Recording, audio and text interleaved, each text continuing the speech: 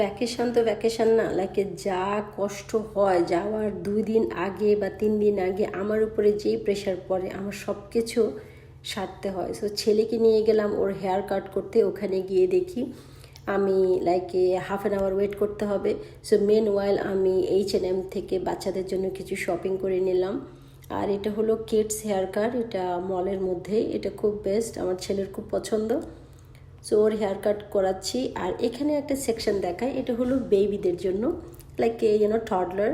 তো এই সাইডটা আমার এত পছন্দ, আমার বাচ্চা যখন ছোট ছিল তখন ওদের আমি এখানে হেয়ার কাট করাতাম। আর এখানে একটা স্পেশাল আছে, আমার হেয়ার কাটটা কিন্তু আমি ওই পাশে স্পেশালভাবে করে, যেহেতু আমি হিজাব পরি সো আমি ওভাবে করাতাম, বাট এখন আর নিজেই করি। আর বাসায় এসে শপিং শেষ করে হেয়ার কাট করে আমি বাসায় এসে কিছু ব্রাউনি বেক করেছি বাচ্চাদের জন্য। আর আমি এখানে রেইনবো স্যালাড করেছি, এটা ছিল আমার লাঞ্চ। তারপরে কিছু অনলাইনে অর্ডার করেছিলাম, অর্ডারগুলো চলে আসছে। আলহামদুলিল্লাহ। কথা হবে নেক্সট ভিডিওতে, ভালো থাকবেন।